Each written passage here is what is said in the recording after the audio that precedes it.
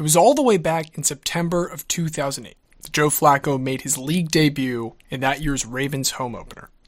The rookie had fallen into the starting position a little bit here at the start of the season. There was a mix of retirements, complex bicep injuries, and absurdly rare bacterial infections taking out all the QBs ahead of him like so many Spinal Tap drummers. And that series of unfortunate events led him to start this game, a 17-10 win over the Cincinnati Bengals, which would end up being the first of 11 consecutive home openers that Flacco would start for the Baltimore Ravens. He did not miss this game once during his tenure with the team, all the way up to and including 2018, the season during which he would eventually be supplanted by his successor, the future two-time MVP Lamar Jackson. When Jackson started the following season against the Cardinals in the 2019 home opener at M&T Bank Stadium, it finally brought Joe's decade-plus streak to a close.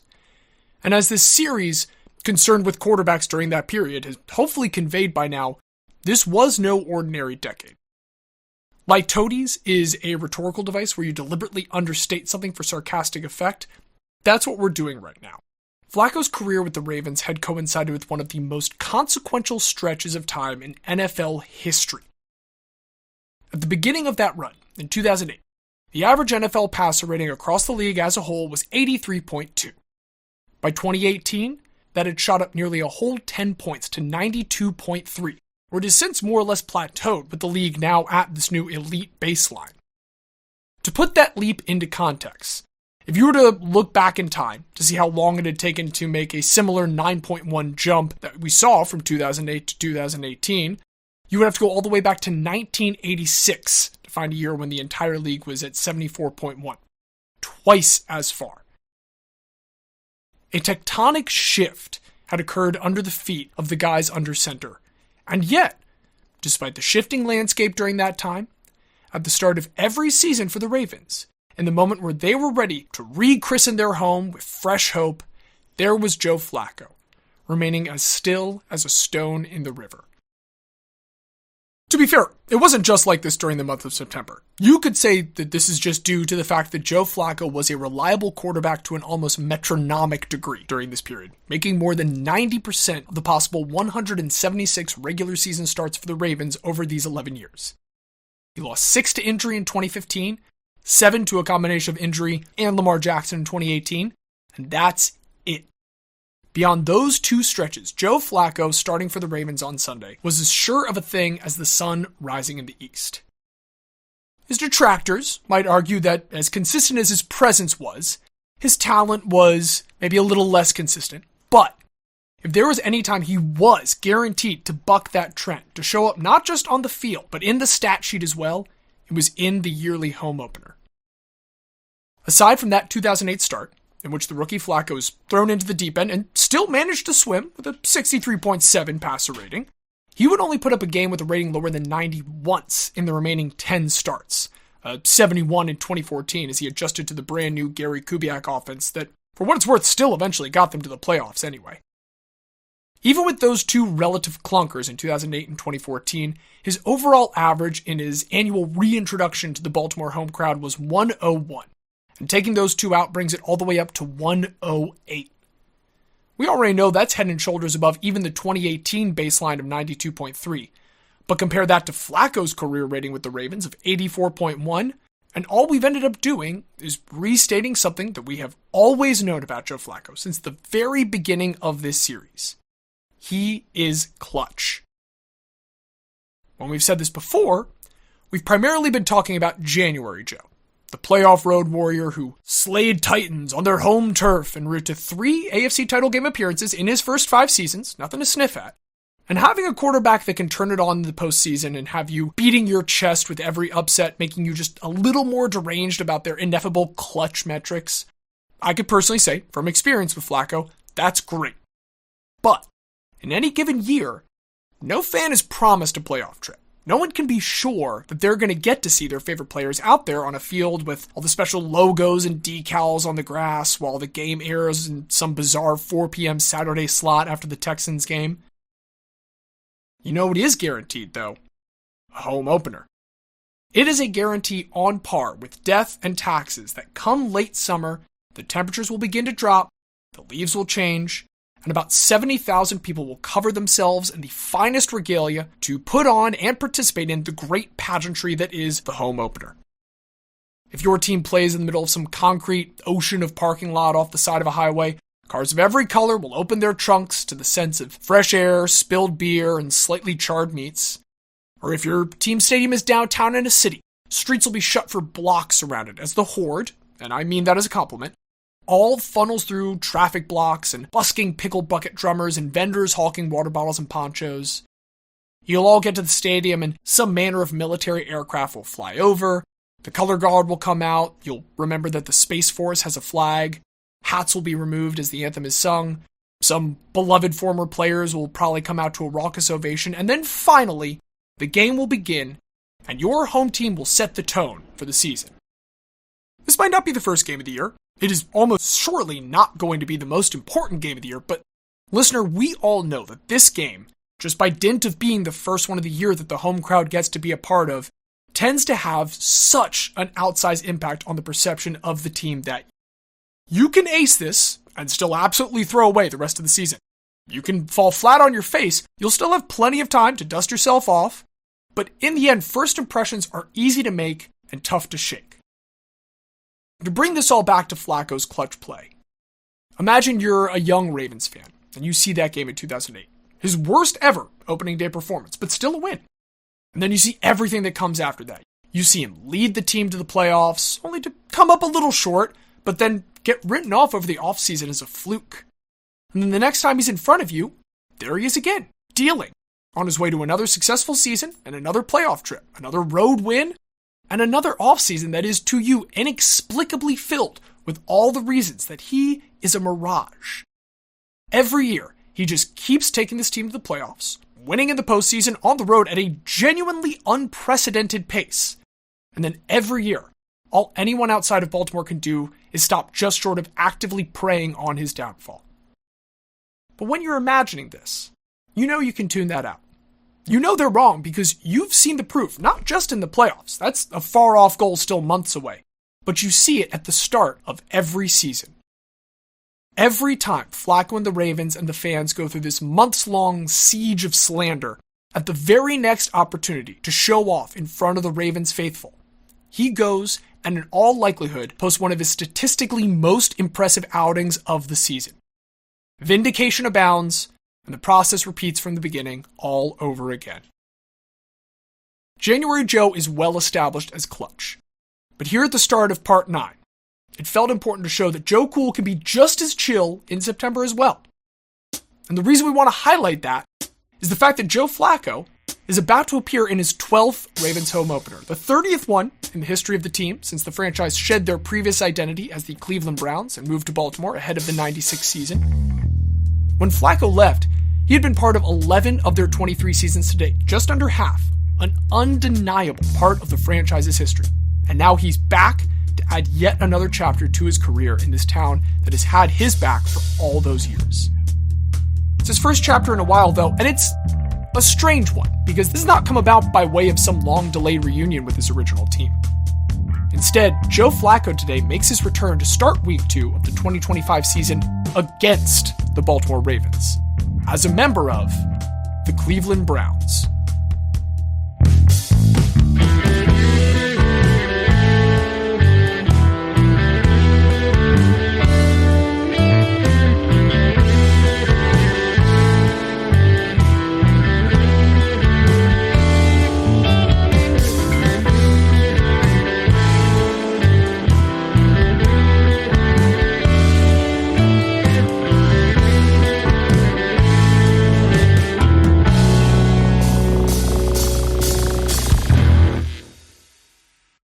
For me, fun to watch him play in Baltimore. A lot of really good memories, and then the Browns picking him up, being a light draft of sorts, and kind of reinvigorating his next couple of seasons. It was a joy to watch, and now we're big Browns fans. I mean, I wasn't a Joe Flacco guy up until a couple years ago when it took us on the playoff run.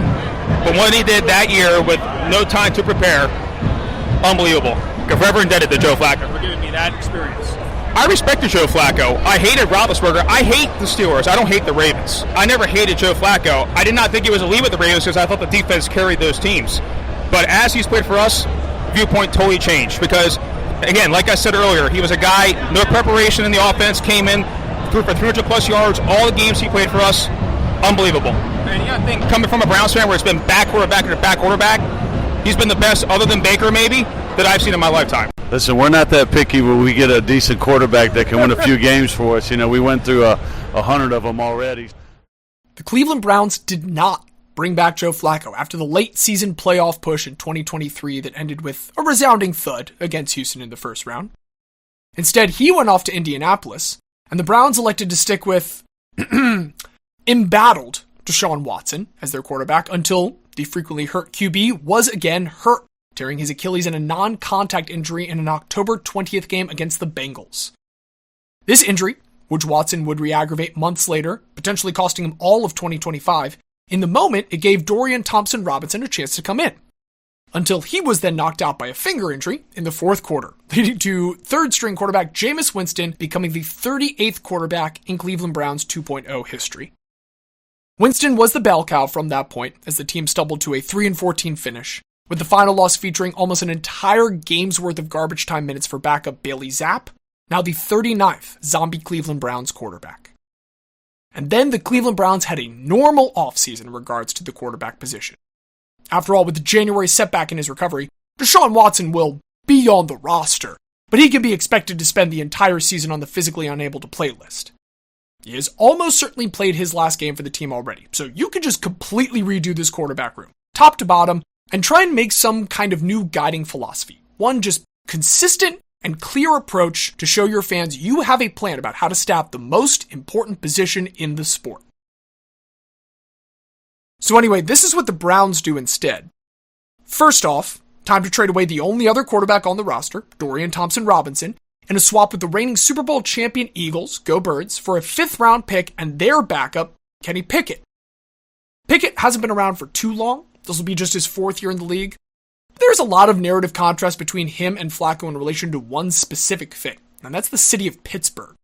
He not only starred for the Pitt Panthers in college that left Flacco to languish on the bench, but then stayed in town as Steel City provincialism landed him with the Pittsburgh Steelers out of the 2022 draft. Also a contrast, where Joe was known for his huge cannon of an arm coming out of college, Kenny Pickett's most notable physical characteristic was his tiny little hands. Pickett didn't last too long in Pittsburgh, getting traded across the state just 2 years into his career. And now, after serving as a competent backup to eventual Super Bowl MVP Jalen Hurts and getting a ring for his trouble, he was traded again to the next state over on March 12th. Okay, so now you're Cleveland, you moved on from Joe Flacco a year ago, that didn't work out so great, but you've just traded for this young, former first-round pick. What do you do next? Apparently, you bring back Joe Flacco on a 1-year, $4 million contract less than a month later. Of course that's what you do. Okay, now you've got 2 quarterbacks, both probably better suited to be backups, who still definitely think of themselves as NFL starters. This is a great base to build on. You've got every team envious of your position. Maybe it's time to really kick off the construction of this quarterback room in earnest with the consolation prize that you got for that dreadful 3-14 season, the 2nd overall pick in the 2025 draft. And now they've traded that away to the Jacksonville Jaguars, who will take 2-way star Travis Hunter out of the University of Colorado. Truth is, that's fine. Cleveland picked up some draft capital and still selects in the top 5. If you're looking for a quarterback, the general consensus top prospect, Cam Ward, he already went 1st overall to the Tennessee Titans. So, if you're picking amongst the remaining quarterback prospects, you can afford a little more time to evaluate your choices. Or, you can do what Cleveland does and just take a very good defensive tackle in Michigan's Mason Graham at 5 instead, and I guess continue to evaluate. Not too many quarterbacks are going off the board at all. Only Jackson Dart joined Ward in the 1st round when he went to the Giants, and just 1 2nd-round pick was spent on a quarterback when the Saints nabbed Tyler Schaff. And it was around this time in particular, midway through night 2, where Mel Kiper Jr. really started to lose it. You see, Mel Kiper, traditionally an enormous part of the live television coverage of the NFL draft, in recent years he's kind of lost his touch. And he's in the process of whiffing like he's never whiffed before. One of the largest L's in pre-draft evaluation ever taken. Everyone watching ESPN saw as Kiper slowly came apart at the seams entering the 3rd round as team after team passed on a prospect that, Admittedly, he hadn't even been alone in thinking was perhaps a challenger to number 1 overall pick Cam Ward as the best prospect at his position, and was a teammate of that number 2 pick Travis Hunter on top of that. Now another pair of quarterbacks finally come off the board late in the third, with Seattle taking Alabama's Jalen Milroe at 92, and our friends the Browns, 2 picks later, selecting Oregon Duck Dylan Gabriel. And this just drives Kiper deeper and deeper into his spiral. He is going on and on about Hunter's quarterback, who has been with him in Colorado the past 2 years and played with him even before then, spending 4 seasons under the stewardship of their coach, Deion Sanders, Sanders' son, Shedeur. The thing about Shedeur Sanders is he wasn't a bad college quarterback per se. He was the 2024 Big 12 Offensive Player of the Year while playing on the same team as the aforementioned Hunter. He led the conference in virtually every single passing statistic. He is the single most accurate quarterback by completion percentage at the top college level in NCAA history. No, seriously, look it up. Sanders' career completion percentage of 71.4 is the all-time FBS or 1AA record. That's bonkers. His longest pass of the season was 69 yards. Nice. This is a player we should be all about. And many draftniks, with Kiper one of the most well-regarded among them, saw a lot to like in a player that didn't have a lot of competition for his position coming into this draft aside from Cam Ward. But this was not a unanimous consensus at all, for both on and off the field reasons. On the field, there were some notable holes in his game, specifically the 42 sacks he took that final season that lost his team a total of 356 yards. But off the field, the main reason that the sports media landscape and even NFL teams seemed hesitant to take a flyer on Sanders before the draft and now 2 days and 3 rounds into it had to do with the fact that he was Deion Sanders' son. This presented 2 situations that at least some teams began to characterize as issues. One was how Shedeur seemed to embody some of his father's notably brash characteristics. In particular, his pre-draft interviews were rumored to have been disastrous, with the word arrogant being thrown around a lot. Though to be fair, this is far from a unanimous sentiment, and any story like this is rightfully going to raise eyebrows with how racialized those characterizations can be sometimes. Plus, that was all going on behind closed doors, so that was subject to speculation. On the other hand, what was known for sure was the other thing that came along with Shedeur being Deion Sanders' son. Public comments that came from Deion Sanders himself. Deion had taken a very active role in guiding his son's career through school to this point. His move to Colorado to take over as the head coach following a brief initial stint at HBCU Jackson State, it coincided with a massive wave of transfers by players that most notably included two-way star Travis Hunter and quarterback Shedeur Sanders. When the trio and the rest of their accompaniment made the move out west, Shedeur was immediately named the starting Buffalo's QB following his 2 years as the Jackson State starter. And after elevating his son's profile in college with the change in schools, it seemed in the lead up to the 2025 NFL draft that Deion was again trying to put his thumb on the scale to steer his son towards the ideal next path for his career, or at least what he saw as the ideal next path. At the very least, he definitely tried to steer him away from some potential paths. In a conversation with Dan Petrak ahead of the Super Bowl, Sanders made it known that there's a lot of teams he preferred Shedeur didn't play for. And while he denied he would pull a Manning, a reference to Eli Manning refusing to play for the Chargers that had passed on his brother and forcing his way to the New York Football Giants, Sanders went on to add that he knew some folks who know some folks who know some folks in the NFL, and would definitely lead them in the right direction, in his own words. He was at least careful not to name names, only telling Petrak that there were a few teams. But the general speculation in the months afterwards was that at the very least, the Cleveland Browns were counted among that number of rudderless organizations that the elder Sanders hoped to avoid. He'd walk all this back more than a month later at the end of March, and this time even list Cleveland specifically amongst the teams that he had sort of come to peace with as potential landing spots for Shedeur.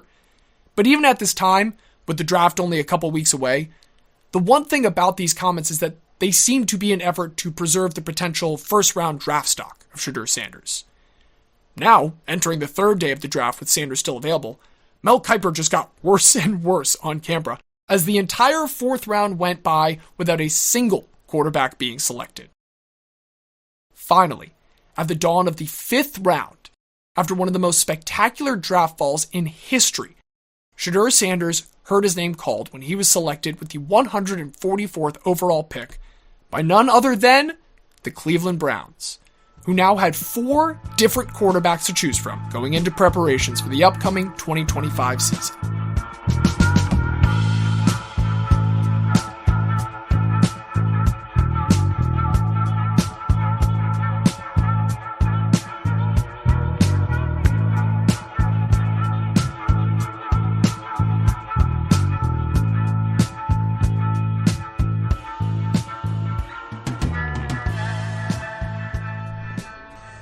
I think Joe had grit like the city does. I think he embraced the city well. I was never that big of a Joe Flacco fan, but he did have one of the best runs to the championship of any quarterback in history. Him and Joe Montana, you can't argue with that. I mean, you don't say a specific moment, but really it just goes back to that 2012 playoff run where he had arguably the best playoff run of all time, 11 touchdowns, 0 interceptions.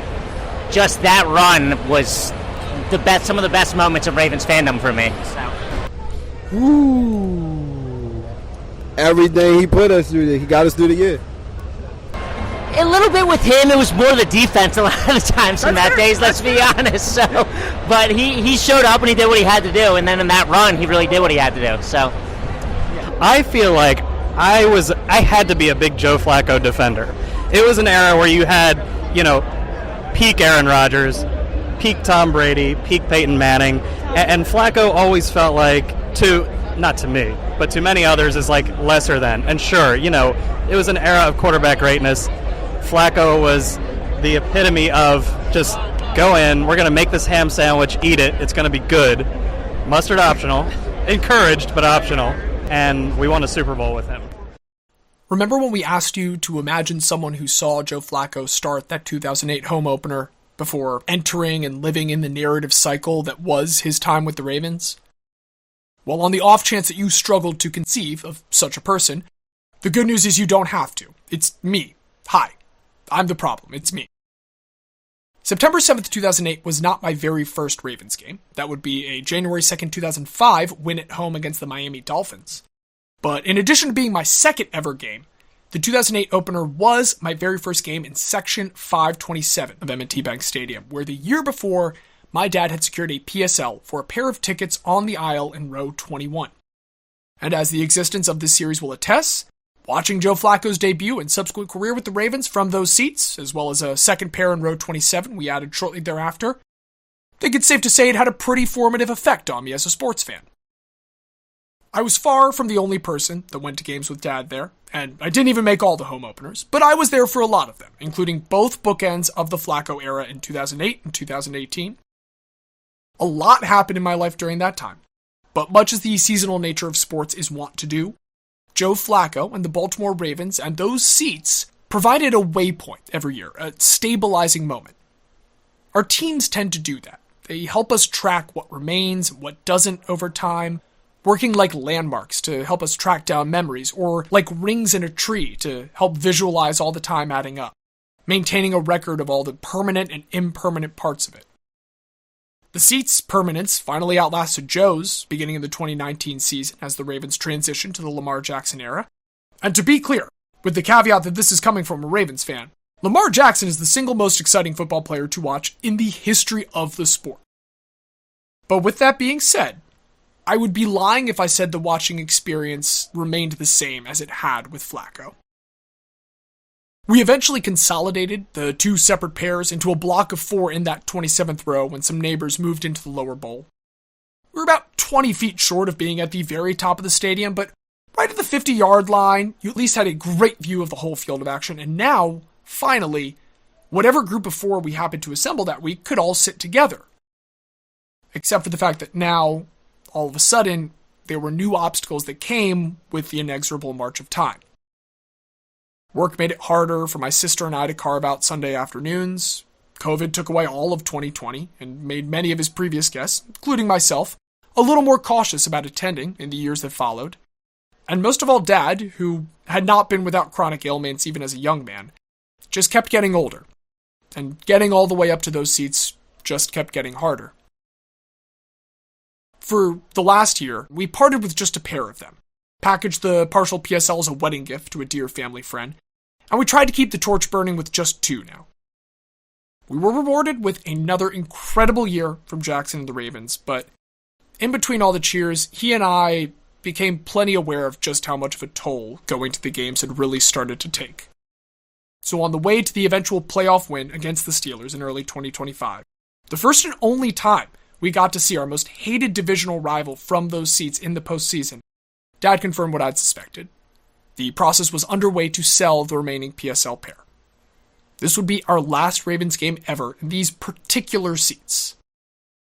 And then later it would also turn out it was the last Ravens game Dad ever attended, full stop.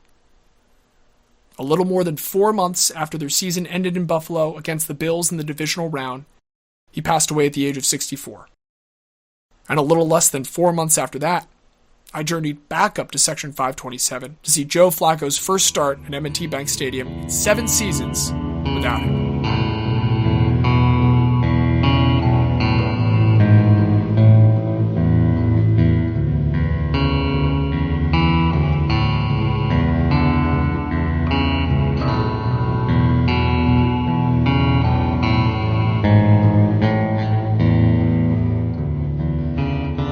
I thought it was good. I don't know why they let him go last year to go to the Colts or whatever. I thought they should have kept him as the backup because he did have success. Good pocket passer and stuff like that. He's not a Deshaun where Deshaun counts on his legs and stuff, and Deshaun really can't spin the ball anymore.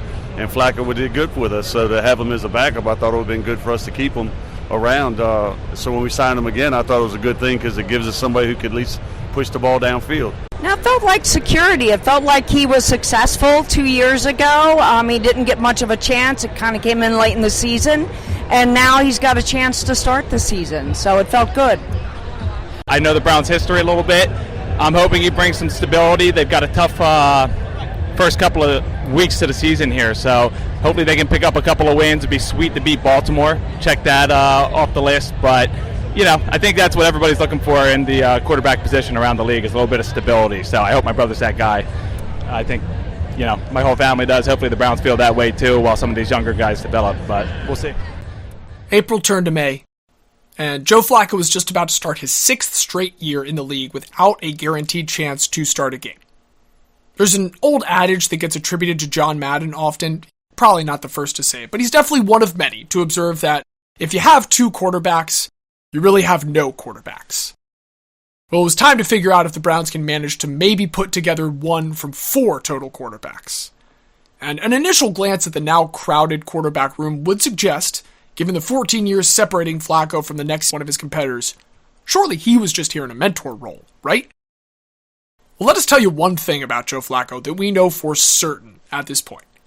He hates being asked that question. He hated being asked that question about Lamar Jackson in Baltimore. He hated being asked that question about Drew Lock in Denver, about Sam Darnold and Zach Wilson in New York, about Jalen Hurts in Philadelphia, about Anthony Richardson in Indianapolis.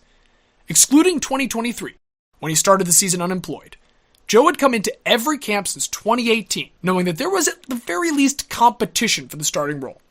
And since 2020, he had tended to be cast, at least initially, in the role of someone else's competition. These situations weren't all identical. For one, at least in Baltimore and Denver, he did break camp as the starter, even if injuries he later sustained pushed both of those teams to turn their focus towards the development of a younger option later on. Interestingly enough, it was the seasons where teams like Philly and New York and Indianapolis had all elected to roll with those younger, more promising options initially, where eventually the grizzled gunslinger managed every single time to find his way back onto the field, re-emerging like a slightly more agile Undertaker bursting out of a ringside coffin. He wouldn't be denied a chance to play, merely delayed, if anything, and being the cause of that delay was the task set out for his 3 rival quarterbacks as the Browns began their preparations for the upcoming season. Working in Flacco's favor this time was a little more institutional support than in some of those previous situations. Sure, Flacco could say that he was ready to come back and finish what Cleveland started back in 2023, that he was ready to play a full season even at his advanced age. He could even bust out his favorite response to that persistent mentorship question. For him, the best way he could teach a younger player is to do his job as well as possible and teach by example. And as far as he saw it, that job was still to at least try to be a starting quarterback in the NFL. All of that is easy for him to say. That's one thing. It was another thing entirely for the organization to be vocally backing him up this time, with head coach Kevin Stefanski telling him after the signing that there were no preconceived notions of who's going to be the starting quarterback ahead of time. The coach was quoted saying that he looked at competition as a really good thing that was only going to elevate everybody's play. And as for how the front office felt, General Manager Andrew Berry had this to say in May, just a couple weeks after that 2025 draft. But Joe's job also isn't to bring along rookies. We have a very experienced and good coaching staff. That's their job. Joe's job is to compete and earn a role just like the others in the room. Following organized team activities a month later, Berry was still talking about maybe keeping all 4 of the quarterbacks on the team. And just to be clear, that is absolute roster management malpractice in this day and age, no matter how good all 4 players are. Even if they were going to keep all 4, though, in terms of how they were being presented as main characters in the quarterback race by the media, to hear them tell it we were down to 2 primary protagonists. Part of that's a little simplified by injuries. Both Kenny Pickett and Dylan Gabriel during training camp found themselves experiencing hamstring discomfort, soreness, injury, whatever you want to call it. Their legs weren't doing so well. And so as much as the competition was still open, it now for a period would by all appearances boil down to Joe Flacco and Shedeur Sanders. And of these two, it's not controversial to say that Joe Flacco is the more boring option. So with Flacco once again starting to get viewed through the lens of a flashier competitor who attracted more media attention, as he had been with countless peers to this point, we got a chance to observe yet another instance of something that's happened for a lot of his career. Twitter was founded by Jack Dorsey in the year 2006, with Dorsey posting the first ever tweet on March 21st. About a year later, the site's display at the South by Southwest Interactive Conference helped jumpstart their traffic, with the number of daily tweets increasing from about 20,000 at that point all the way up to 60,000. And Twitter would continue to grow explosively over the next few years, around the same time that Joe Flacco was taking off in the NFL. That daily tweet number in February of 2010, after Joe's unfortunate second playoff loss to the Steelers, was already up to 65 million. By March of 2011, a year later, and a month after the Billy Cundiff kick, it was all the way up to 140 million. And from the beginning, user growth and spikes in traffic had an undeniable connection to major sporting events. World Cups, NBA Finals, Olympics, Super Bowls, these tentpole events that had always, at their best, been a moment of unity, whether in person, through the printed press, radio or TV broadcasts, they were now live conversations online with millions of other people on these burgeoning social media websites. And those previous types of media, they saw this, saw themselves losing real estate in the minds of the fans whose speakers and screens had kept the ad revenue rolling in, and they took notice, because it wasn't just the tentpole events. Fans were online, and in particular on Twitter, looking for and participating in sports discourse, the word we all started having to use at some point, every single day. If people were going to turn off their TV screens, then the leagues and their teams and broadcast partners just needed to make sure that they stay on their phone screens now all the time. And in order to do that, the most national of these driving forces in the media landscape, your ESPNs and Fox Sports, they needed to make sure they were hitting the biggest plurality of fans that they could with whatever content they were pumping out. So if, say, you're in the middle of the 2000s and 2010s run of quarterbacks with established fan bases all over like Tom Brady and Peyton Manning, well, you're going to naturally talk about Tom Brady and Peyton Manning. And if you, a driving force in the media landscape, are always talking about Tom Brady and Peyton Manning, that carries weight, and the casual fans will tend to drift more towards Tom Brady and Peyton Manning, increasing the audience for Tom Brady and Peyton Manning and over and over and over until maybe someday the snake finally eats its whole tail. This artificially manipulated supply and demand media cycle is as much of a reason as any that Joe Flacco or Phillip Rivers or Matt Ryan or any number of perfectly fine QBs active during this era just get lost in the shuffle.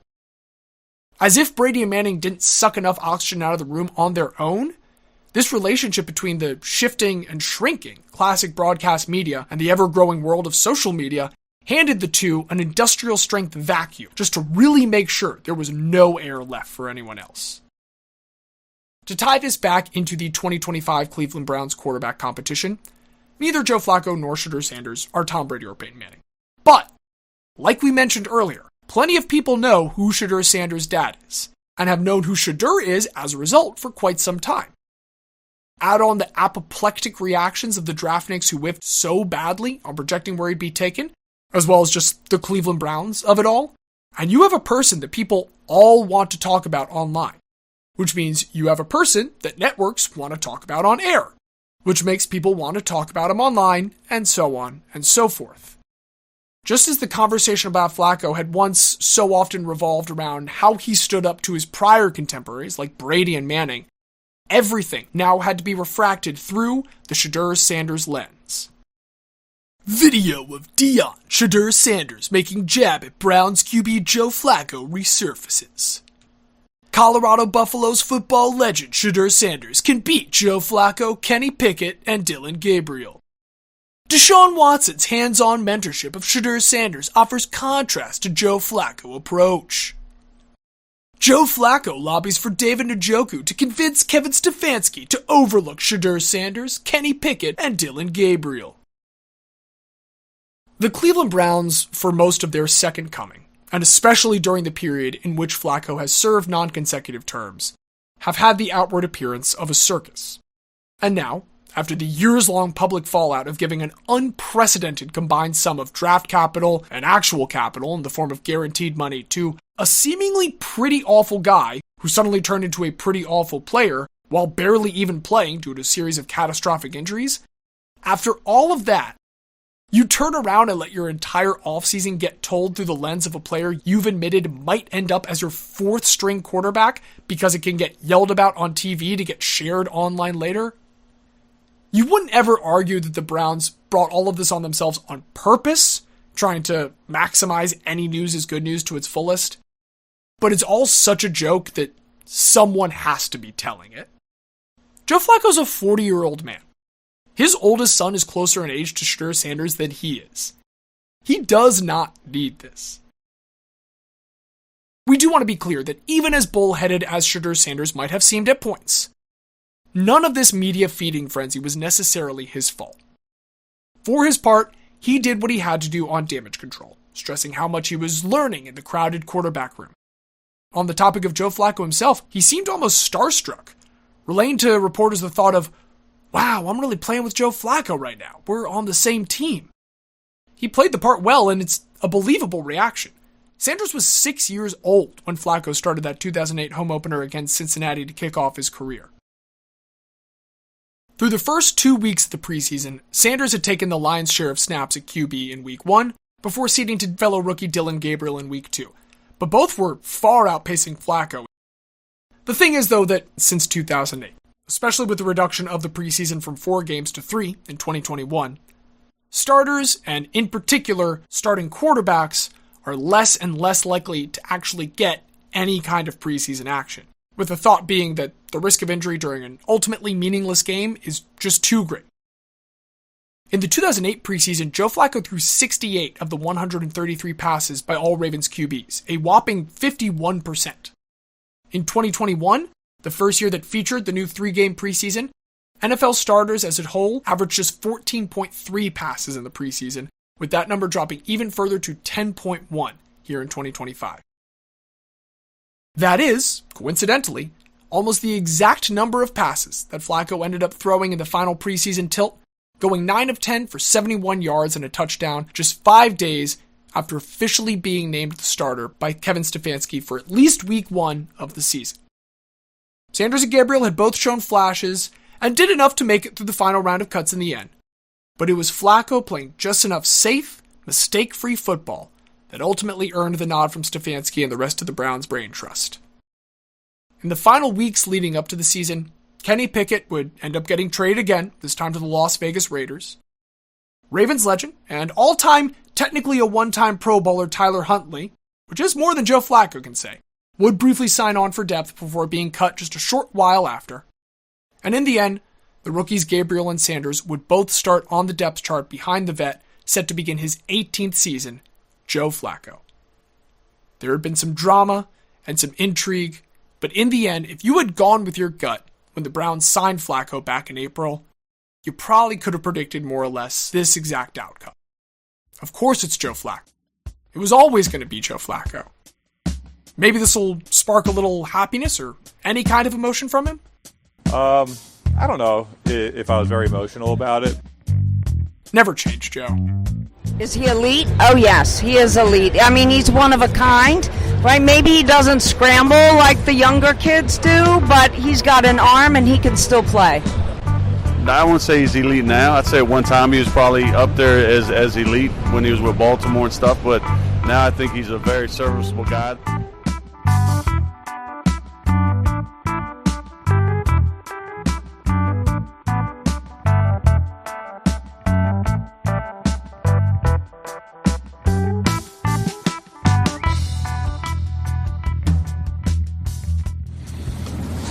Can you just address your decision to name Joe your starter?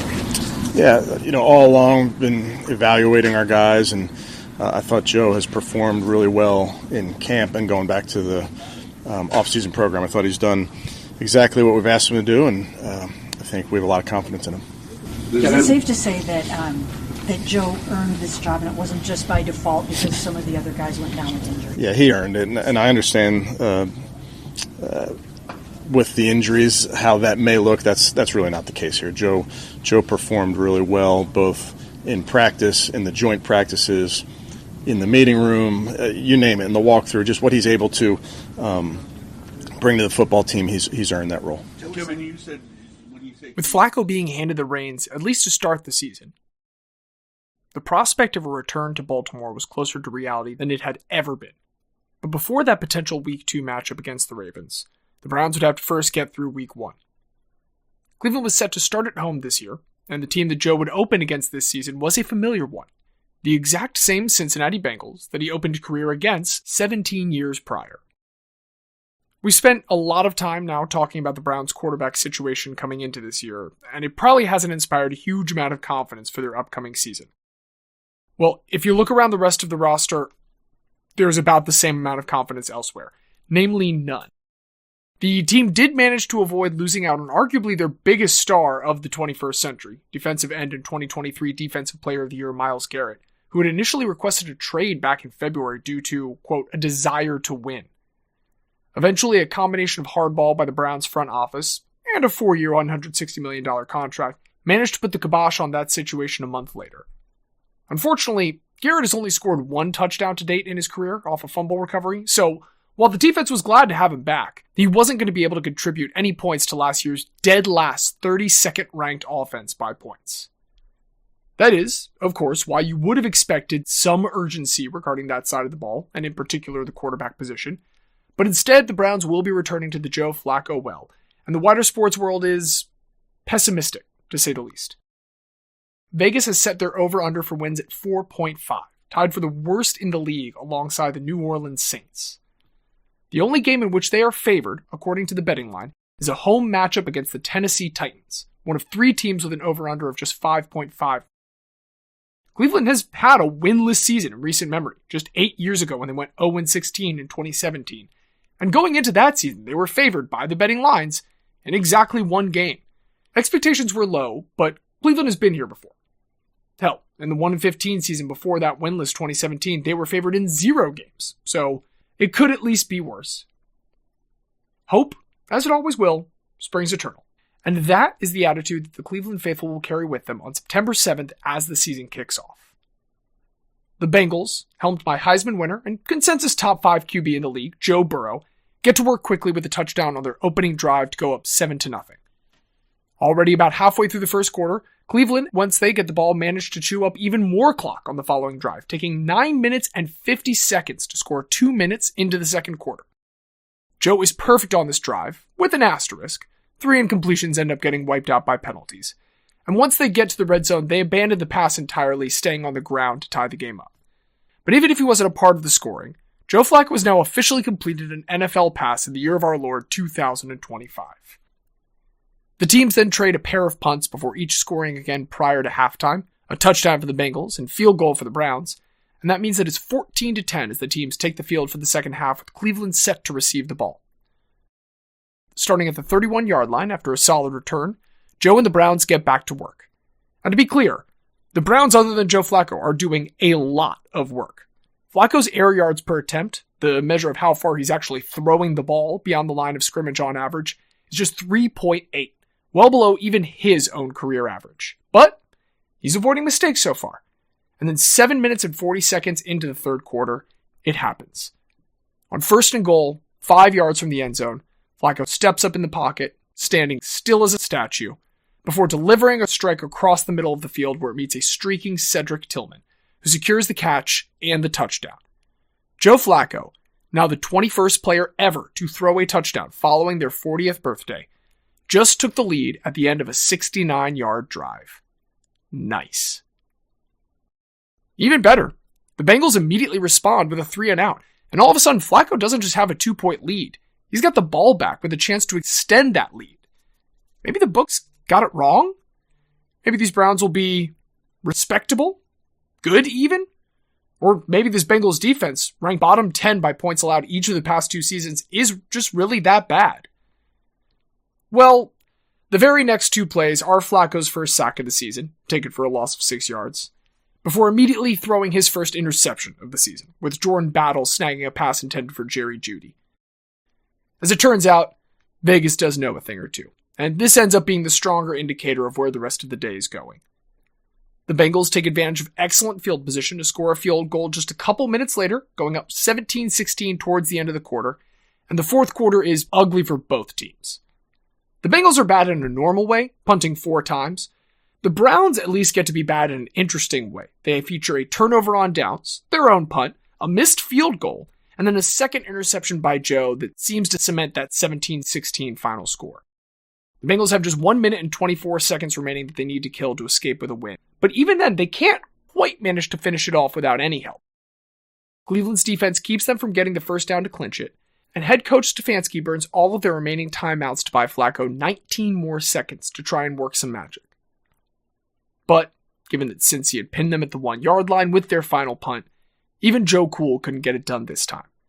They get a little closer, but in the end, 17-16 is indeed the final score, with Flacco's final line reading 31 of 45, a 68.9% completion percentage, we can round that up, for 290 yards, 2 picks, and a single touchdown. It's not all that impressive, especially given that the 290 passing yards total hides 173 yards after the catch by the Browns receivers. If you were to look for a silver lining in all of this, beyond the fact that Joe was still even on a field in the first place, you could point to the 5.5-point line that Vegas had set for Cincinnati coming into this game. Good teams win, but great teams cover. And speaking selfishly for a moment, with Flacco staying healthy, and without any genuine competition for his job in-house, we were guaranteed that he would hold on to the starting role for the time being, setting the stage for a Baltimore reunion on September 14th, 1 week later.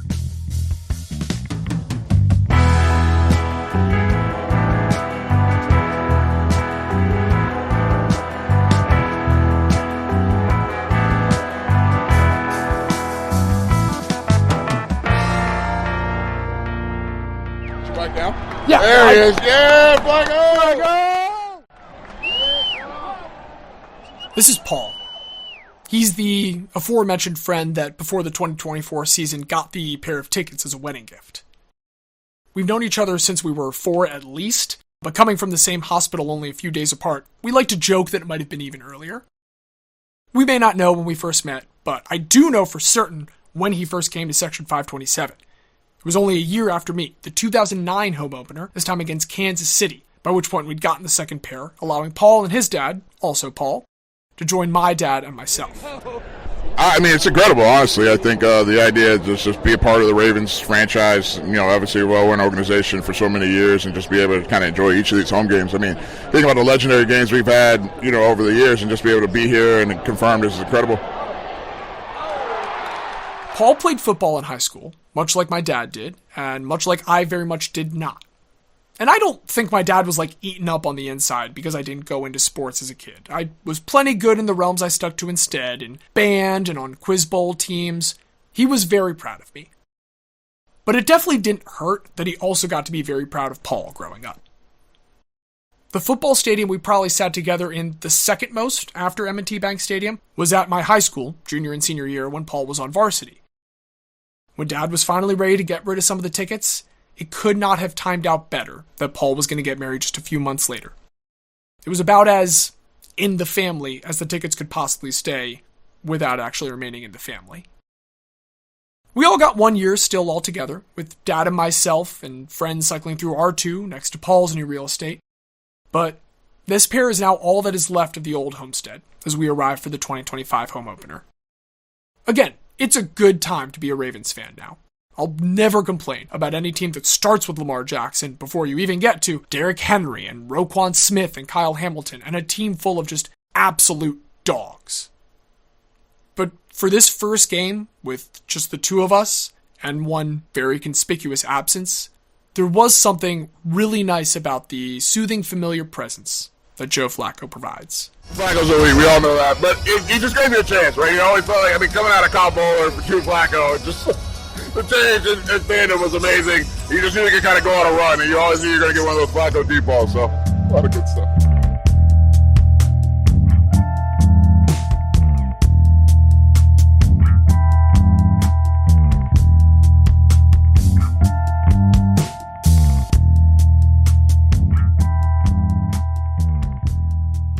In 1892, the first ever documented paycheck for a professional football game was cut in the city of Pittsburgh.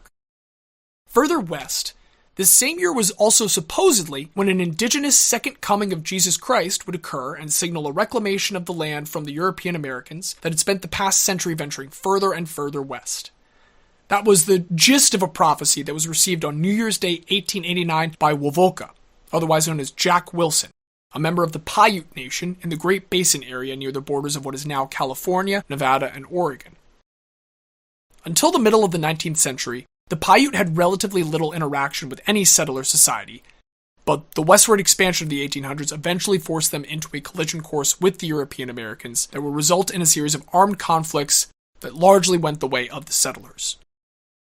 On top of that, an outbreak of typhoid fever came from the east as well, further devastating the Paiute in addition to several of the neighboring indigenous nations. And it was against this backdrop that Wovoka received a vision in 1889 of a savior coming to liberate this land from the encroachment of the settlers swept up in the fever of manifest destiny. Wovoka used the name Jack Wilson at times, in part due to working for a devout Christian rancher named David Wilson in his earlier years, and it was Wilson's Christian teachings combined with Wovoka's traditional Paiute beliefs that allowed him to form a sort of religious synthesis wherein Jesus Christ would come to the West in 1892 as an indigenous liberation figure. As part of the preparation, Wovoka also began to lead groups in the ghost dance, first practiced by another Paiute in the 1860s, but now more commonly associated with his 1890 revival. The ghost dance was an example of the circle dance tradition for groups like the Paiute that occupied a space somewhere between social and spiritual, and at times was meant to try and influence or invoke forces tied into the natural or spiritual worlds that surrounded them. Wovoka and others alongside him began to lead groups of Paiutes and other peoples like the Shoshone or Lakota Sioux in this dance to invoke the power of their departed ancestors for strength and protection, right before a fateful instance of cultural cross-pollination with one particular group of settlers. When you heard the part about an American Jesus coming to Earth in Wovoka's vision, your mind might have gone to the similar traditional beliefs of the Church of Latter-day Saints, as espoused by their prophet, Joseph Smith. And if you were a Mormon who had recently arrived in modern-day Utah sometime between the years of 1847 and 1890, all of a sudden you hear about a charismatic prophet talking about the second coming taking place in the American West.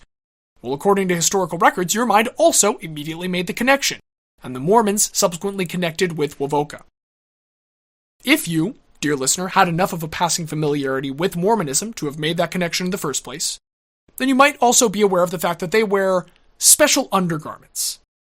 To be more precise, they wear the temple garments, a sort of short-sleeved and short-legged full bodysuit to be worn by both men and women to display their devotion to the figurative church and also the physical temples, as well as to serve as a general protection of their physical and spiritual selves. Now, there are certainly similar instances of protective clothing in other religious traditions, be it talismanic shirts from Islamic culture or the talit katan worn by members of the Orthodox Jewish community. But these temple garments are the ones that made their way out west and happened to introduce the idea to Wovoka and the ghost dance movement at a critical juncture. Wovoka and his increasingly large number of followers began to wear similar vestments during the ghost dance, with the expectation that these ghost shirts wouldn't just protect them from negative forces, but from more physical threats, like, say, bullets fired by the United States Army or other primarily white armed forces. And this idea lasted all the way up until December 29, 1890, with the Battle of Wounded Knee. At least, that's what it was called for about 80 years, until historic reappraisal led to a much more accurate title being adopted: the Wounded Knee Massacre. Settlers around the Paiute, Shoshone, and Lakota Sioux nations had grown increasingly worried about the prospect of the ongoing conflict that they had taken to calling the Messiah War becoming a more significant threat to their expansion. The Army saw this practice of the ghost dance spreading, and all they understood was that this seemingly emboldened the nations they'd traditionally come into conflict with, like the Lakota Sioux, people they, for all intents and purposes, saw as an enemy. On this fateful December day, nearly 500 members of the U.S. Army came to disarm a group of 120 Lakota warriors, and ended up killing 90 of them, along with approximately 200 women and children. For their efforts, 31 of the American soldiers would later be awarded with medals of honor. Wovoka's ghost dance movement never recovered from this hit, and all in all, it ended up being a relatively short-lived movement. Because of the charismatic leader that served as a prominent figurehead, it was very easy for white contemporaries at the time to write this off as the efforts of a single violent cult, and one that was swiftly dealt with by government forces in the ongoing effort to civilize the American West. While there's some truth to the short-lived nature of this one specific movement, in reality, what is more natural than finding an instance wherein a cornered, desperate people look to those who have come before them for guidance and protection? This is just one manifestation of a long-building response to the erasure of a people and a last-ditch effort to channel the strength of their collective culture and memory. As mentioned, this could continue to be referred to as the Battle of Wounded Knee for decades, up until the 1970 publishing of Bury My Heart at Wounded Knee by historian D. Brown, who, while a white man himself, strove to retell the story of the American West from the point of view of the indigenous people that had lived there for hundreds and thousands of years before any contact with European Americans. By reframing the history from the perspective of the winners to the, for lack of a better term, losers, Brown was able to recontextualize events like the Wounded Knee conflict for what they were: massacres. And as this great upheaval in the general understanding of American Western history was taking place, a certain individual was matriculating through Columbia University en route to becoming an American history teacher. Tucker Fulweiler, otherwise known as my dad. There are a lot of historical references that I use in everyday life that I have come to realize are not as universal as I might have once thought, because I didn't realize what kind of an effect having a D. Brown and Howard Zinn-pilled history teacher for a dad has on your understanding of the world and your general frame of reference. It means I didn't blink when this man, known by friends and family to have at a certain point accumulated an immaculate country western shirt collection, acquired a purple one of those shirts to begin decorating with any number of pins and patches commemorating one moment or another from Ravens history, so that he could begin wearing his very own ghost shirt to games. Sure, Dad. That sounds incredibly reasonable. I would like to take a moment to clarify, in case you don't know, that both my father and I are, like D. Brown, incredibly white. And I will acknowledge that it is perhaps not the best look that a middle-aged white man looked back through the history he had taught teenagers for 20 or so years and thought to himself, you know, I sure would like to both memorialize this incredibly specific and ultimately tragic moment in American history while also making a custom piece of sports apparel to wear 8 times a year. I can assure you that it came from a place of respect, but I mean, yeah, still not amazing. Po Buddy's perfect. But after all, it's not as though the United States military, one half of that history, isn't plenty well represented at a football game today. He got questions about it all the time and never minded explaining it to people who asked. He was always happy to give out a little history lesson. Maybe he wanted to make people feel a little bit uncomfortable, in a friendly way. Maybe he just wanted to make sure we remembered we should be careful about how we celebrate certain things. The Ghost Dance revival lasted only a short while, and any potential solidarity towards land reclamation was cut short by the Wounded Knee Massacre. But the brief couple years where Wovoka and his followers tried to invoke the power of those who came before them for protection, this didn't exist in a vacuum. It was born out of two things. A desire to avoid being wiped out, seeing a way of life being wiped out, a history, and a belief in the fundamental power that such a history can hold. Nostalgia at times is a very dangerous thing. Much of the language about a way of life being extinguished or needing to be protected from foreign interlopers, nowadays that's more likely to be found in repurposed forms in the words or online posts of far-right populist parties all over the world.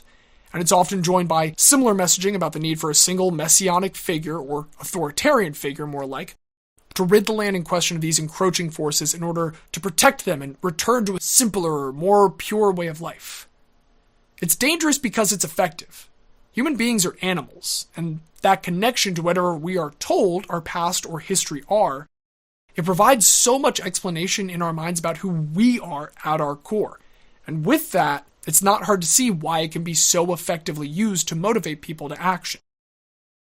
The danger doesn't come from the natural attachment someone has to their history. It comes from being a poor student of that history while feeling that attachment. Dad was not a bad student of history. He was not a bad teacher of it either, for what it's worth. Whatever you might think of a big, older white guy in a bespoke purple country western shirt referencing this chapter of history at a football game, I can promise that at the very least he knew the real story behind all of this when he made the choice to invoke it. Maybe it's still not a great look.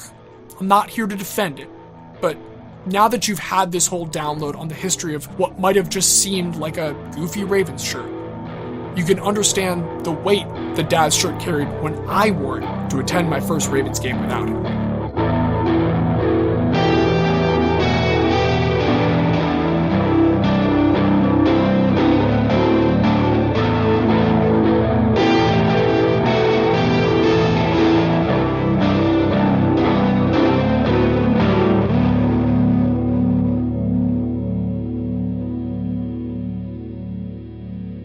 Here in 2025, defensive tackle Shelby Harris is entering his 11th season in the NFL. It'll be his third with the Cleveland Browns, and he was originally drafted by the Oakland Raiders, but to hear him tell it, the city that meant the most to him was the one he called his home for 5 of those 11 seasons, Denver. It's a special place for him. It's where he played 75 of his career 130 games and made 49 of his 84 career starts. It's also where he started his family, where both of his children were born during his time with the Broncos.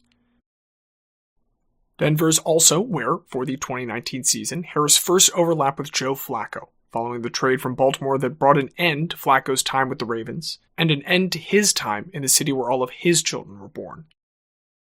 Harris played the Raiders regularly as a member of the Broncos, but given how limited his time in Oakland was, those games didn't carry any more weight for him than any other regular season matchup. Not really. It was only until after his trade to the Seattle Seahawks ahead of the 2022 season, a season in which Seattle would open at home against those Denver Broncos, that Harris began to understand the emotional gravity of facing off against players, a team, a fan base that had played such a massive part in his life and career. Harris had 3 tackles, including one for a loss, in the 17-16 Seahawks win, and he would go on to have a perfectly fine year in Seattle, starting 15 games and finishing with the 3rd highest approximate value of his career. But it would end up being the only year that he spent in the Pacific Northwest. The Seahawks released him at the end of the year, and 5 months later, towards the end of the offseason, Harris signed a contract that made him a member of the 2023 Cleveland Browns. Just a few months later, Harris once again found himself in a locker room welcoming a new quarterback, and once again it was his former Broncos teammate, Joe Flacco, just in time for Cleveland to travel to Denver for Harris's first game in the city since his 2022 trade. Joe didn't appear in that one. He was still on the practice squad during a 29-12 Denver win, but Harris did, and he wasn't shy about acknowledging the mix of emotions that came with the homecoming, saying when you go back it's crazy because you want to beat them. It's all about beating them. It's refreshing to hear a player refuse to downplay their emotions in a situation like this. Harris said he wanted to beat them and show them that they lost out on something for letting him go. The Browns, as we mentioned, did not win that game, nor did they win their next game against the Broncos, a 41-32 loss in Week 13 of the 2024 season. And of course, Flacco wasn't a part of that team, but Harris still was, and he was now joined by another former Bronco, wideout Jerry Jeudy, who exploded for 235 yards on 9 receptions, including 1 for a touchdown. That's not just the single highest receiving total of his entire career, it's his career high by nearly 100, more than 4 times his per-game average to date. And Jeudy, like Harris, was not shy about telling reporters that, of course, he wanted to be able to dominate his former team. This isn't a unique situation. Plenty of players have matched up against their former franchises before. But with the exception of that 2021 Jets-Ravens clash in the Meadowlands and the Browns-Jets game to close the 2023 regular season, Flacco himself did not have any experience in this realm. Moreover, both of those games featured Flacco's current team as the host. This time, he would be making the journey to one of his own former homes, and teammates like Jeudy and especially Harris knew to anticipate questions about what exactly was in store for Joe. Harris advised his QB, stay within yourself. You can't let your emotions get too crazy. You can't let them get too high. And I think Joe's got keeping his emotions level covered. But still, Joe had seen players like Harris in this position before. Seen them try to act normal. The usual taciturn Flacco admitted it was a big deal. It was different. Even more than usual, this was a team that he wanted to beat. Now, it had been 6 years since Joe's last appearance with the team. Only 5 players on the roster in 2025 had ever suited up alongside him, though an additional 2 of his former teammates were now on the staff for his old head coach, John Harbaugh. Suffice to say, a lot had changed since the 2018 season, but the thing that doesn't change as quickly is the fan base. And as if Flacco didn't have enough of his own emotions swirling all around, with this being the 30th home opener in Ravens franchise history, the game would be steeped in celebrations of the 30th anniversary of the organization abandoning the city of Cleveland, which would now play witness to the festivities before, during, and after an already tense divisional clash. The pageantry, the theatrics, the emotion, it was all turned up to 11 for this auspicious matchup in the days, hours, and minutes leading up to the game. But it will be cool to go back in that stadium. I haven't had a chance to do it since I played there. I really love playing there. It's an awesome place to play. It's an awesome venue. It's an awesome atmosphere. They do a great job. So I love playing there. So I think in that respect, it will be pretty cool to go back. I don't know if it's like a special thing in my mind or I'm just excited to play in a cool atmosphere. Anytime I love playing in stadiums that, have fans that are into the game and make it feel that much more interesting. This is one of those places. It always has been one of those places. That is also one of those places. It's an awesome place to play just because of the energy that fan base brings into that stadium every Sunday. And obviously I've never done it as an away player, but I can remember being in that stadium and they get loud. And I've seen some things. So it's going to be a lot of fun and definitely a challenge. Yeah, it's very cool. It's kind of historic that for the first time at his age, when he's very successful, a starting quarterback that's coming back against the team that he once led. So I think it's awesome. Yeah, it's pretty excited about it. The Browns aren't trying to win any games this year, so, we got that going for us. But other than that, I was pretty excited to have him back, and we'll see kind of what it looks like. Exactly. I hope, he gets 2 or 3 touchdown passes and we put up 40. I hope it's like a 14-21 game and we kill them. So.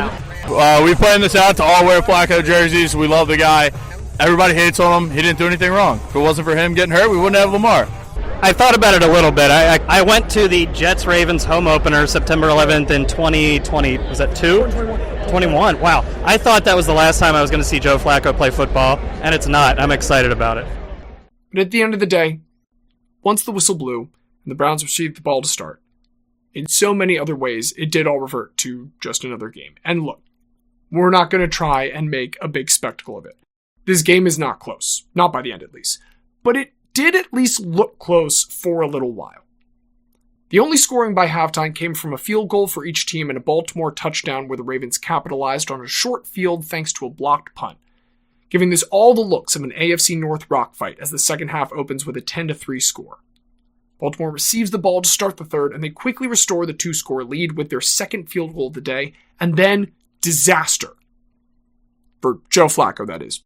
Not for the home crowd, who see corner Nate Wiggins make a leaping interception 3 plays into the next drive, setting up Lamar Jackson to connect with Devontae Walker a minute and 20 seconds later to make it a 20-3 game. Pomp, circumstance, and smoke from all the pyrotechnics had filled M&T Bank Stadium all day with the tricentennial anniversary celebrations. Baltimore football as far back as the 1975 Baltimore Colts was feted from before kickoff and all throughout, with former Ravens Hall of Famers Ozzie Newsome, Ray Lewis, and Jonathan Ogden leading a parade of other old-timers like Ray Rice, Anquan Bolden, Haloti Ngata, all along with so many other names that have come up in this series before. But the one person they hadn't really been able to celebrate, one of the 2 MVPs of their 2 Super Bowl wins, the only real former Ravens great still in the league at this point, was number 15 for Cleveland, Joe Flacco. Frankly, he hadn't had much cause for celebration to make up for the deficit. And then came a drive. One beautiful drive. After a muffed kickoff that the Browns could only return to the 29, with just over 10 minutes remaining in the third, Flacco got things going quickly with a 20-yard dart to Harold Fannin Jr. He next turned to his running back tandem of Jerome Ford and Quinshon Judkins with a series of handoffs and passes to the two, moving the Browns to the Baltimore 33 and bringing them to a crucial 3rd and 4. Joe stood tall in the pocket as the Ravens played tight man coverage. Going through each progression, he simply couldn't find an open receiver anywhere, when all of a sudden the pocket completely broke down. And Joe Flacco, in the year of our Lord 2025, broke into a gallop through open field, looking all 40 of his years before sliding after a pickup of 8 yards and a first down. 4 plays later, Joe lined up under center on 4th down, needing to pick up 3 if there was going to be any chance of a Cleveland comeback. Instead, he decided to take a stab right at the end zone, heaving a ball to the back corner where former teammate Marlon Humphrey nearly got the Ravens' second pick of the day, but instead tipped the ball into the air for Cedric Tillman to catch for his second score of the year from Joe. For the first time in 2,520 days, Joe Flacco had scored a touchdown in the city of Baltimore. There in the stadium, I won't say that the crowd burst into applause or anything, but you didn't have to look too hard to see people trying to hide smiles. Like we said, this does not end up being a close game. By the next time the Browns reach the end zone, it only closes the gap to 24 with under 2 minutes remaining. The Ravens had scored 3 unanswered touchdowns after Joe made it 20-10, with one of those 3 a 63-yard fumble return coming via a Roquan strip sack of Flacco himself. That second and final Cleveland touchdown wasn't even Joe's second. Backup Dylan Gabriel had come in to get some reps by this point in the waning fourth quarter, as the Ravens won by a score of 41-17, their second time scoring at least 40 in as many games to start the season, a point total that had only been equaled or eclipsed 8 times in Flacco's entire Baltimore career. Just another way that it was fair to say, even with a few familiar faces present for Joe's visit, this was a completely different team than the one that had moved on from him 7 years ago. Joe never got a tribute video or anything, even as he stood on the sideline for the final possessions, but as we left alongside the sparse remains of the crowd at the end of the blowout win, starting to slowly make our way towards the section's exit, the team finally found a moment to do a little something. All throughout the handshakes and conversations at midfield following the end of the game, the camera on the big screen lingered on Flacco as he chatted with his former blindside protector Ronnie Stanley, his eventual replacement Lamar Jackson, his old coach John Harbaugh. He made all the rounds, grinning that same understated grin, now surrounded by a little more salt and pepper scruff than last time, as we all watched and dragged our feet a little bit to spend just as much time as we could with him before he ducked into the tunnel. The new owners of Dad's Seats were some of the fans who had reasonably left early to beat traffic, but we'd had a chance to chat earlier in the game, to talk about the history of the seats. They seemed nice, and most importantly, to me at least, they seemed excited to be here. It was even the first game for one of them. Well, would you look at that, I said. Joe Flacco's here for your first game in these seats, just like he was for mine. On the way out, they were kind enough to offer their condolences. And as they turned towards the aisle, they promised to take good care of the seats. I felt pretty good about trusting them to do so.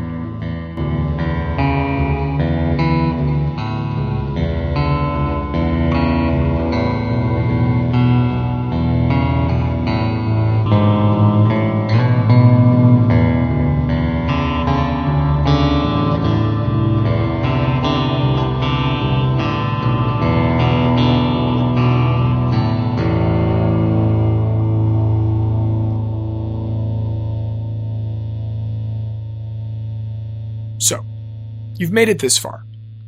Hopefully you made it through the other 8 parts too. We did definitely assume that you knew some stuff from those earlier parts in this one, so would recommend it. But hey, either way, you've made it this far. And I think for a second, I can drop that we that I was using there. Most of this whole big thing, it was we. It was a very collaborative effort. But this one was an I kind of thing. Because Joe Flacco was very important to all 3 of us. And then, by way of circumstances, he accidentally became a lot more important to me all of a sudden. It's really unbelievable that the very first football game I attend after the release of Elite is this game. It is unfathomable for all of the Baltimore reasons and for all of the Ravens reasons. And then for clearly so many other reasons. And I cannot believe, after all of this, that this game happened.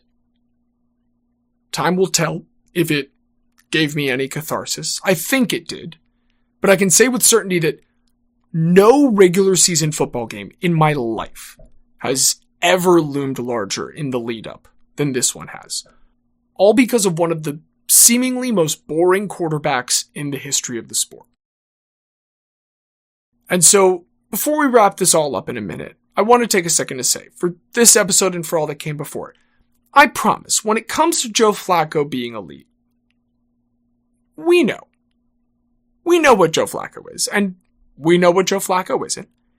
And we means me and RTG and Baltimore, all of that. We know. I promise. We are all in on the joke. All of our tongues are in our cheeks. We know that so much of it is, has always been, will always be, a bit. But you've all committed to a bit at one point or another, right? You know that sometimes you have to. Sometimes you maintain the kayfabe until you begin to convince yourself. You figure if you keep a stone face long enough to keep the sound of the midnight bells from reaching your carriage, keep the coyote that ran off the cliff from looking down and plummeting, you can make some kind of difference. That's right, you do it at least in part, so that if it all works out, if every break goes your way, you can feel deep down like you did your part in some small way. You also do it because, yes, it is a little funny. But most of all, you do it in a situation like this, because when it comes to someone like Joe Flacco, it just feels like, damn it, that's our guy. Joe Flacco. Joe Flacco. Joe Flacco. Joe Flacco. Joe Flacco! Flacco! Joe Flacco. Wait, you mean quarterback Joe Flacco?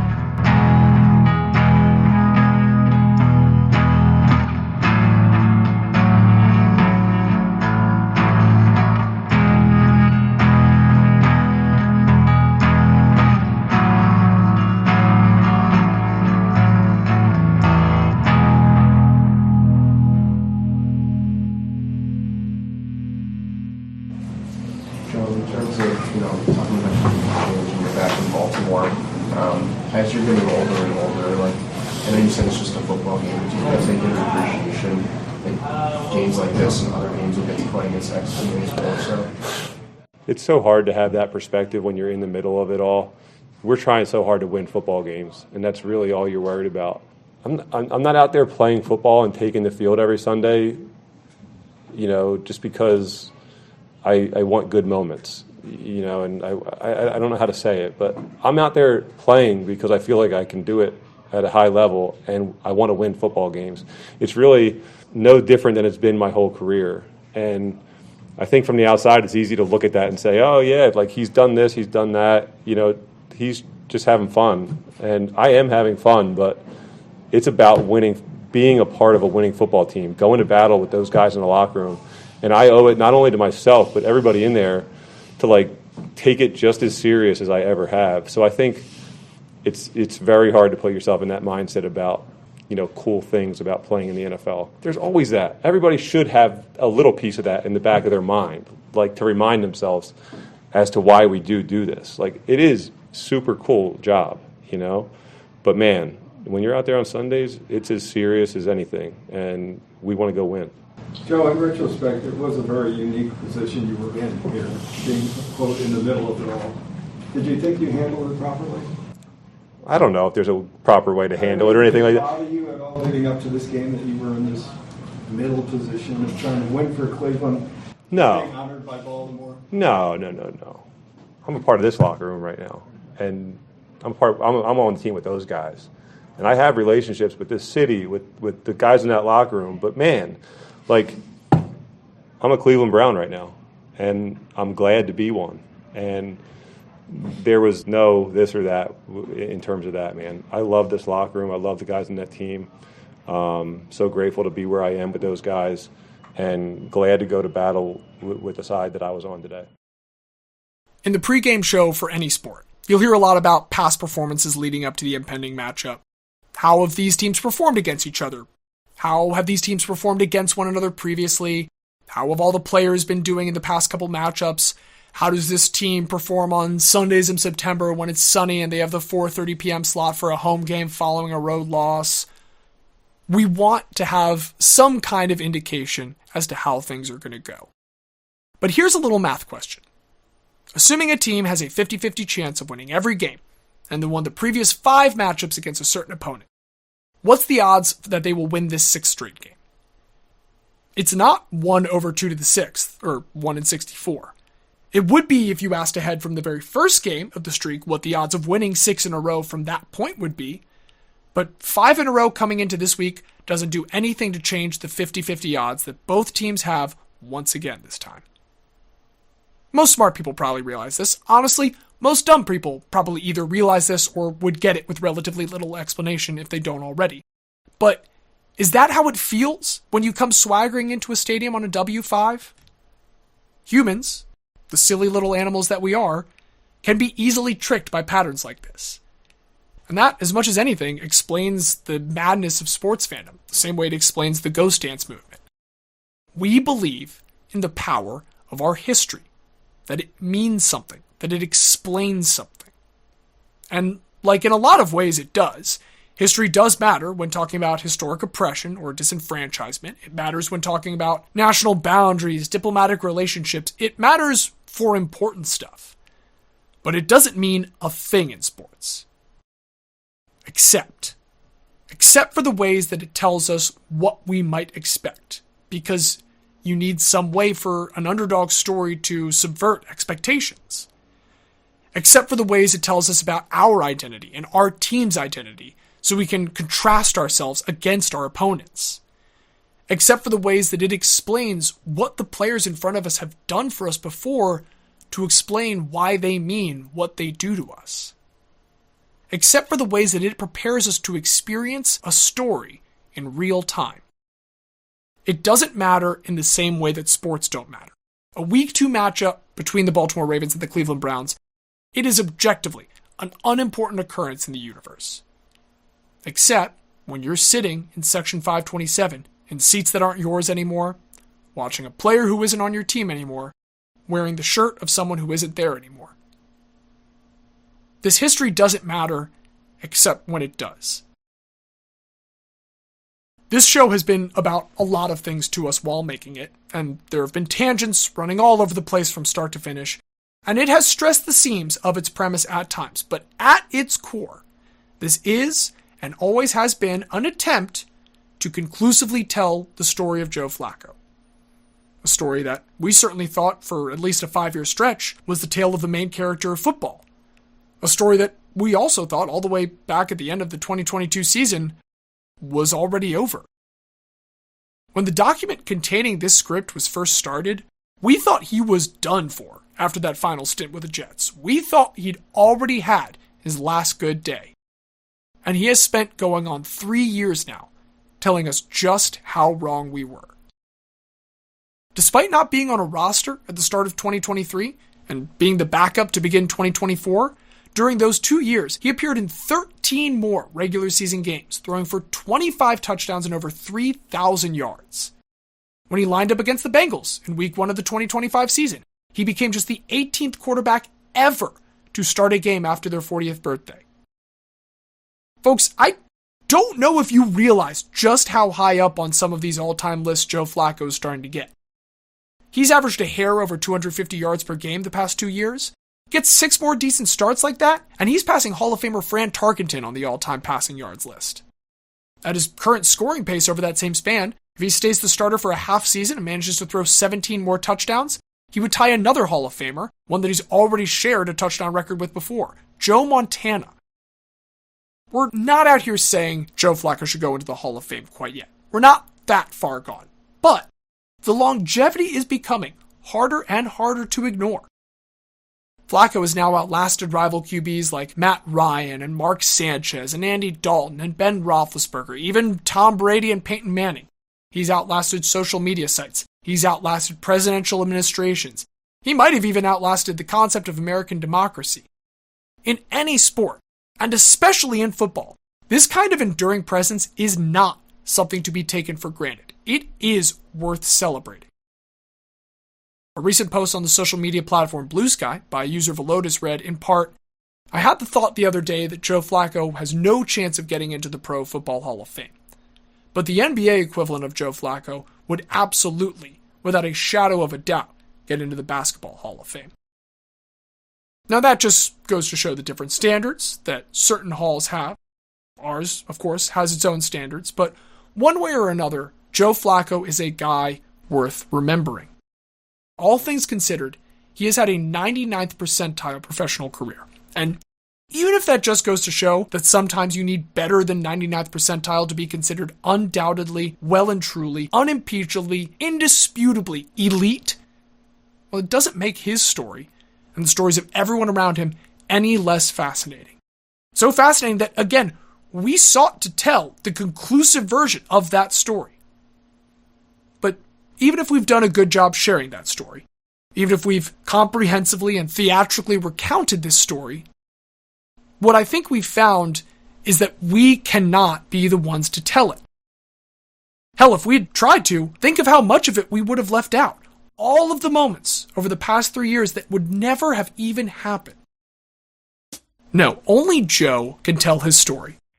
And so even though it's not over yet, that's all we have to say about it for now. And we're just going to leave it up to him to tell the rest. I feel ready to go. Hey, Joe, would a 22-year-old Joe Flacco believe he'd be starting as a 40-year-old? I hope that he would believe it, yeah. If you told him, he'd probably be a little bit surprised that he's actually still playing at 40 years old. But I hope that he would believe it for sure. It's tough to go back, and in a lot of ways, you're probably a little bit more cocky as a 22-year-old than you are as a 40-year-old. So I've probably come down to earth and mellowed out a little bit on certain things, and yeah, my 22-year-old self I think would believe it for sure. You touched on this for a second. 1 second.